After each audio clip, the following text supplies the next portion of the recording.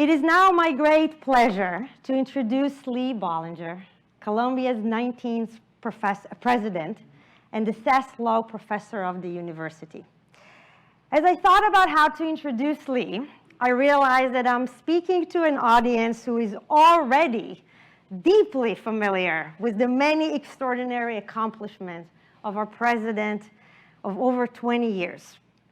I could highlight, for example, that he is one of the nation's foremost scholars on the First Amendment and a leader who fought and in 2003 won the battle to preserve affirmative action in higher education. But you probably already know that about Lee. His latest book, which you might not know because it was just published, A Legacy of Discrimination, is a brilliant piece of work. This is the third book Lee published in less than 2 years. Everyone who knows anything about Columbia also knows that thanks to Lee's visionary leadership, Columbia has flourished as one of the premier universities of the 21st century. Manhattanville is the manifestation of Lee's vision.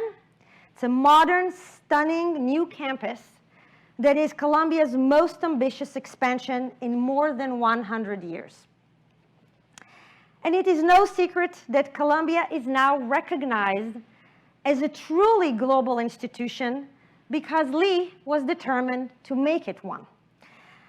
And he did that by creating Columbia World Project, the World Leaders Forum, the Global Centers, and those have deepened our work here at SIPA as well.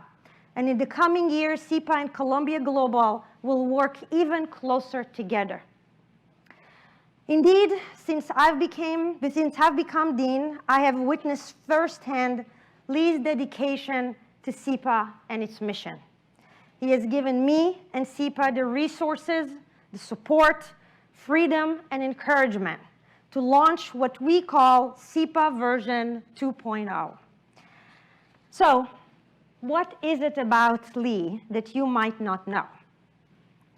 Well, Bob saw in Lee someone who was always eager to seek advice and engage. And for that, Bob had tremendous amount of respect for Lee.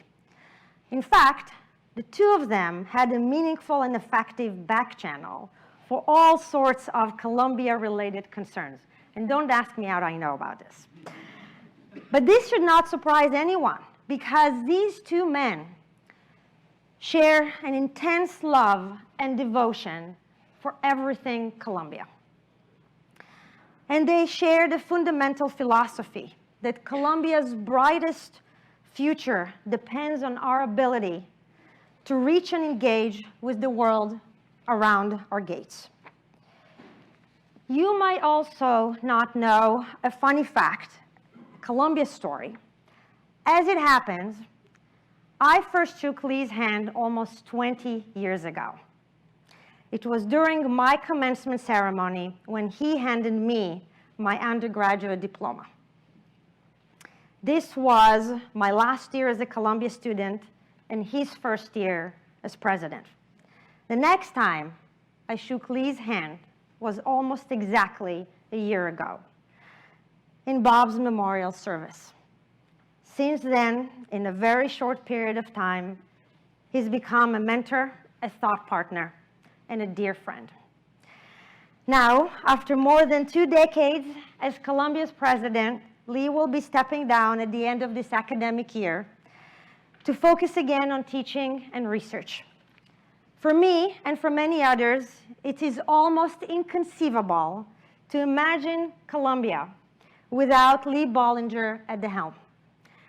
I take comfort in the fact that he will be around, and what he doesn't know yet is that he will be spending time with us here at SIPA too. Because there is no way, there's just no way I'm letting him off the hook. It is my great pleasure and honor to introduce Columbia's president and a friend to us all, Lee C. Bollinger.